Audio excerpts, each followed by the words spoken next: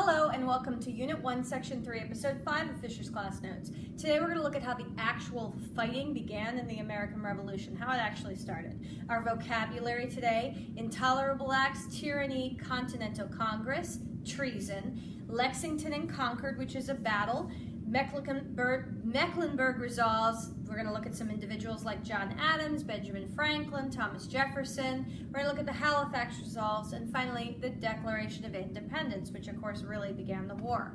By the end of this episode, I want you to understand four things. Number one, both Great Britain and the 13 colonies thought that they were acting from a defensive position. Remember when we were looking at the Boston Massacre documents? The British soldiers felt like they were being attacked, and the Boston citizens thought that they were being attacked. Number two, Britain assumed that because they were so wealthy and so powerful and so had such a huge army, that they could just kind of like show their muscle a little bit. A few acts would let the colonists know that it's super stupid to fight against us. We're the British.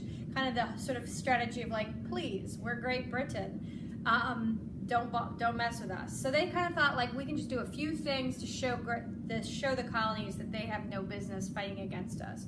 Number three, fighting Great Britain was super scary. Nobody wanted to do that. We learned a little bit about last week from Tryon and the regulators that the British Army were well trained. They were the best and biggest army in the entire world, and they had infinite resources and much better weapons.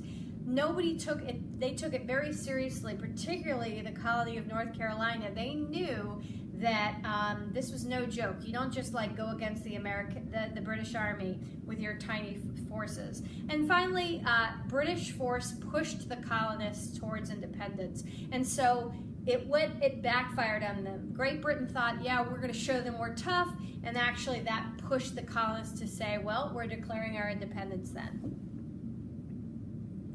Okay, so we've got a bunch of pictures this time. Remember the Stamp Act? Parliament passed the Intolerable Acts after the colonists were protesting the Stamp Acts to punish Boston because of the Tea Party, the Boston Tea Party, because 300 plus crates of tea were destroyed by throwing them into the Boston Harbor on December of 1773.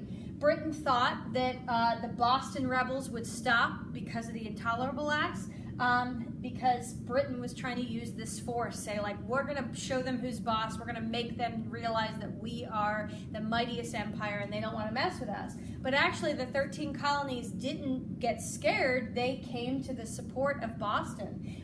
Britain was angry, they thought that, so they sort of had this tyranny or abuse of power, at least according to the colonists.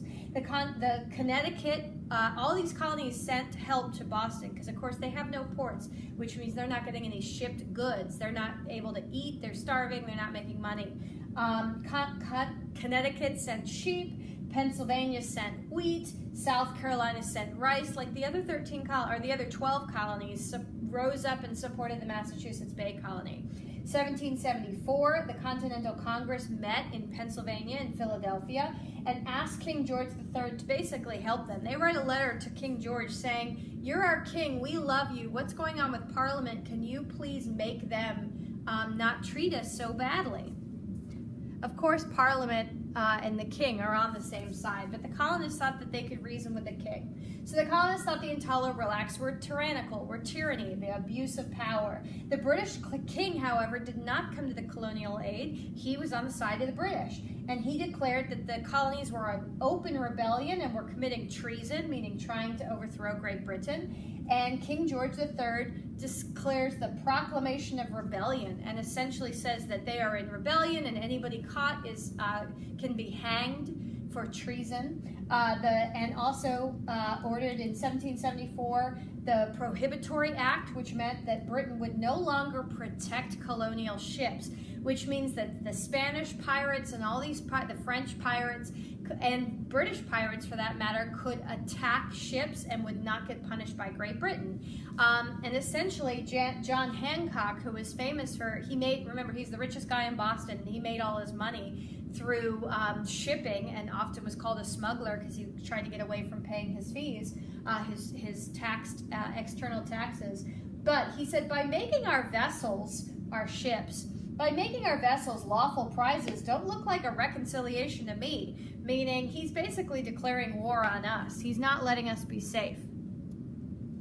So John Adams said that the proclamation of rebellion by King George III was essentially an act of independence. Basically, he's going to make us so mad, he might as well make us declare our independence. The act of independency, because it makes us independent despite our supplications and entreaties. So he's saying, despite the fact that we're asking very humbly for help from the king, he's saying that we are in rebellion. And so he might as well have said, you're independent, you're by yourselves. The colonists felt attacked. They began training these Minutemen. The colonists were like a bunch of basically citizen soldiers they were called Minutemen because they were going to be ready to jump into action any minute to protect their villages, to protect their homes and cities and farms. They collected arms, sometimes stealing them from Great Britain, and decided to remind colonists how powerful they were because Great Britain is trying to attack these towns. And so this is where we get the Battle of Lexington and Concord in April 1775. Britain hoped that they could kind of corner these Minutemen in Concord, Massachusetts, and also confiscate all the weapons and arms that the colonists were collecting. And they were trying to arrest two major figures of the Sons of Liberty, Samuel Adams and John Hancock. Remember, we read that document, or you will read that document about the Boston Massacre that was from them. But they were major leaders in the Sons of Liberty, that group of rebels trying to protest Great Britain. Paul Revere, famously, the same guy who made that engraving, that famous picture of the Boston Massacre. But Paul Revere and a guy named William Dawes, it wasn't just Paul Revere, but he had a couple of friends, but Paul Revere and William Dawes went riding ahead, saying that the British were coming, and no, they didn't shout it, because obviously, they're trying to be very secret about it. So, you get all these dramatic things of, people shouting, but no, Paul Revere would have been very quiet, because they don't want the British to know that they know they're coming. All right, so the British soldiers and the Minutemen fought in Lexington, and then they marched further to Concord, where the actual ammunition or weapons are being stored. A British soldier actually was pretty surprised by how bravely the Bostonians, the colonists, were fighting. He said, "The enthusiasm and zeal with which these people have behaved must convince every reasonable man what a difficult and unpleasant task General Gage has before him." Even women had firelocks, meaning even women were fighting. So that's probably a little bit of an exaggeration. At the same time, there are a few soldiers are starting to get this is going to be a tough fight. It's not going to be as easy as we think. About 200 British soldiers and only about 95 American colonists died. So it shows you that the colonists are going to stand their ground even if the Great Britain is richer and more powerful. The Americans claimed that the British were killing every single man, woman, and child. The British claimed that the Americans were scalping or taking off the scalp of the British soldiers. Probably neither of these accounts are exactly accurate, but of course everybody wanted everybody to be on their side. So in North Carolina, Mecklenburg County, Mecklenburg resolves May 31st, May 20th, 1775. What did I say, 31st? Excuse me. May 20th, 1775, North Carolina colonists declared British laws were null and void, which means they were okay to ignore. The Continental Congress met again to ask for King's help. So they meet together and say, maybe if we write the king again and say we want to be loyal. Congress worried the colonists were not ready to fight Great Britain because they're super powerful. John Dickinson, famously of Pennsylvania, said that the Continental Congress, "But if once we were separated from our mother country, what new form of government shall we adopt? Or where shall we find another Britain to supply our loss? Torn from the body to which we are united by religion, liberty, laws, affections, and relation and language and commerce, we must bleed in every vein." He's saying we're not ready to be an independent colony or country. We need Great Britain, and if we don't have them, who are we going to turn to? Whoops. So John Adams nominated George Washington to lead the Continental Army. So he's up there leading. And then we have another battle, June of 1775 at Bunker Hill in Boston Harbor. The British won this battle but lost more soldiers. So they technically won the battle because they gained the hill. It was actually at Breed's Hill, but whatever. It's called Bunker Hill, which is the hill next door. But the British lost about 1,000 of 2,000, so half their soldiers died, whereas the American Minutemen only lost about 400. So the British actually suffered more losses, again showing that the colonists are going to fight really, really hard. And then on January 1776, you get one of the most famous documents written by Thomas Paine called Common Sense. He's basically saying it's common sense that we're going to become independent. As the exalted one man so greatly above the rest cannot be justified on the equal rights of nature, meaning human beings are naturally equal. So why would we take one man, a king, and say he's better than everybody else?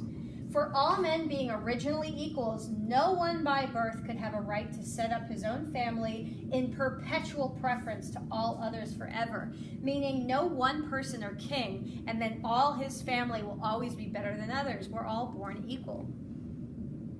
So finally, John Adams pushed the 13 colonies to declare independence, supported by a bunch of people, particularly Benjamin Franklin and Thomas Jefferson. Thomas Jefferson ends up being the one who writes the Declaration of Independence, and then Benjamin Franklin and John Adams kind of edit it with him. Some colonists requested their delegates or representatives in Congress to vote for independence, and North Carolina was number one. We're number one. April 12, 1776.